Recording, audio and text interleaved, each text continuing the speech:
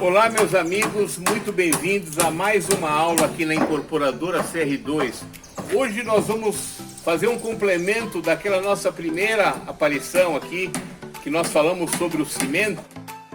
Hoje nós vamos falar sobre os usos deste cimento na construção civil. Nós vamos abordar alguns termos técnicos, fácil de compreensão. Presta atenção muito nesses detalhes, ok? Então vamos lá, gente. Hoje os tópicos são esses aqui. Nós vamos falar sobre as três características principais do cimento, os usos, de um modo geral, na construção civil e o que significa traço. Essa palavra muito utilizada aqui pelos pedreiros e engenheiros, que é o alicerce de cobertura de toda a estrutura edificada. Perfeito? Então vamos lá. As principais características que existem no cimento são essas três aqui, ó. A primeira delas, como vocês já viram na nossa primeira aula, é a hidratação. A hidratação, você sabe que se adiciona sempre água, junto com os outros agregados ao cimento. A água pode ser representada assim, ó. Ela se dissocia em dois ânions, o cátion H+, também chamado de hidroxila, e o íon OH-, ou oxidrila. Esses dois componentes aqui em contato com a cal existente no cimento, vocês verificam esta reação que acontece já na adição da água. É uma reação exotérmica, ou seja, ela libera calor.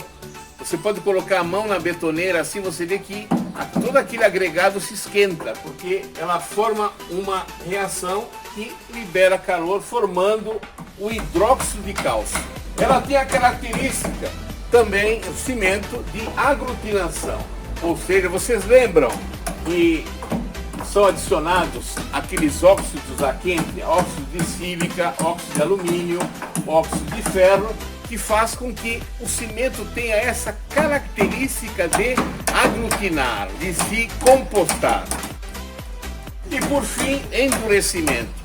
Também os agregados que são adicionados a frio, como eu mostrei na aula primeira, que são o gesso, as escórias e, por exemplo, também aqui em Santa Catarina, o minério pozolânico, faz com que ele tenha essa característica de endurecimento com um pequeno passar do tempo. Vocês recordam, a gente fez vídeo aqui quando a gente concreta uma estrutura aqui, uma laje, já no dia seguinte você tem essa estrutura totalmente rígida, por causa dessa característica de endurecimento em curto espaço de tempo. Então está aí, gente, essas três características. Agora vamos falar sobre argamassas. O que é argamassa? A argamassa é a composição quando se mistura o cimento junto com a areia. Essa argamassa ela pode ser de assentamento, ou seja, aquela que você junta duas superfícies sólidas, acompanha aí nas imagens que vocês vão pegar a sequência. Pode ser assentamento de tijolos, de blocos, de azulejos, de ladrilhos, também de tacos de madeira, de painéis de PVC e de piso cerâmico. Essa argamassa também serve para endurecimento, fortalecimento de paredes e muros. Eu vou mostrar logo na sequência as três etapas que funcionam para esse endurecimento. E também é utilizado no contrapiso, que é uma estrutura mais forte, mais quantidade de cimento em relação à areia, e o contrapiso é uma estrutura de argamassa que fica entre a laje de concreto ou a base e o piso porcelanato como exemplo. Então tem esta superfície intermediária que é chamado contrapiso. Vou falar agora sobre o concreto, gente. O concreto, quando se fala, olha só a diferença entre a argamassa e o concreto. É este item aqui. As argamassas possuem somente cimento e areia. O concreto é cimento, areia e brita, ou pedra, com granulometria disposta aí no mercado em termos de número. Brita 0 é a menor possível, brita 1 um pouco maior, brita 2, brita 3, brita 4 e assim por diante. O concreto pode ser simples, que é o simples na construção civil? É aquele que é batido na betoneira na obra. Você tem aquela máquina betoneira, tem 200 litros, 450, liga na tomada e bate na obra e usa imediatamente. Esse é o nosso concreto simples. O que nós temos visto nos nossos vídeos anteriores é esse concreto aqui, ó, concreto usinado.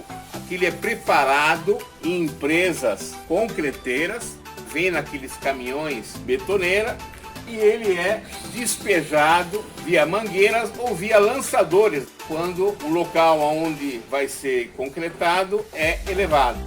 E outro termo, finalizando aqui a sequência do concreto, é o concreto armado.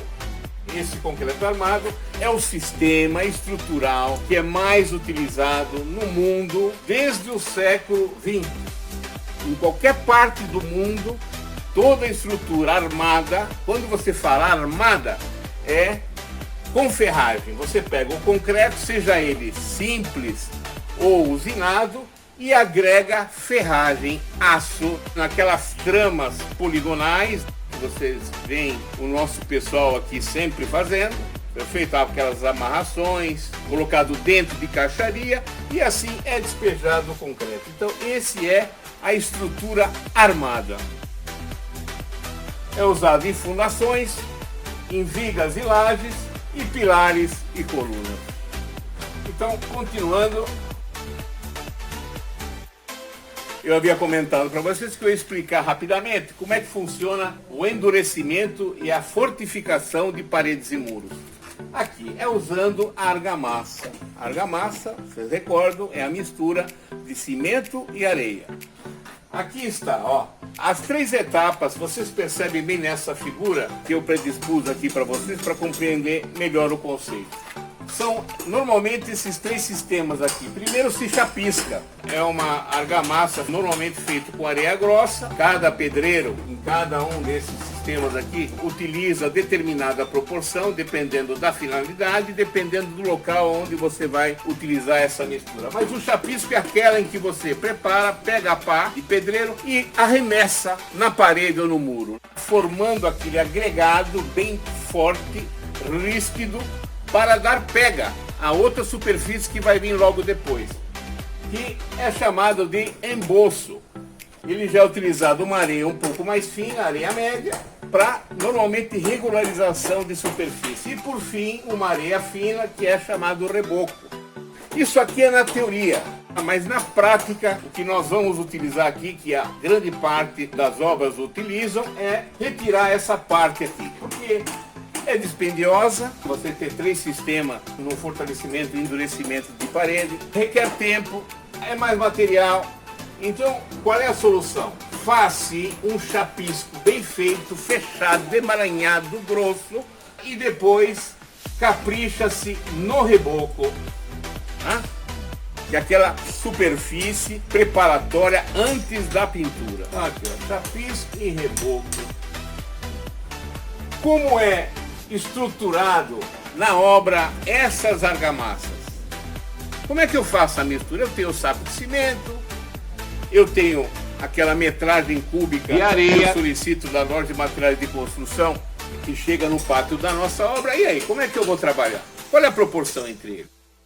Gente, em obra a proporção é volumétrica, não é por peso, e sim por volume. Como é que é feito o dosador? Existem dosadores específicos? Tem que comprar? Existem padrões? Não. O termo vulgar, que é comumente utilizado em obra, é um padrão volumétrico, que normalmente é um balde de tinta, um balde de impermeabilizante que já foi utilizado, como esse por aqui, ó. Normalmente em torno de 18 litros. Então é sempre assim, ó, argamassa, você sabe, é cimento e areia. Aqui a referência é sempre 1.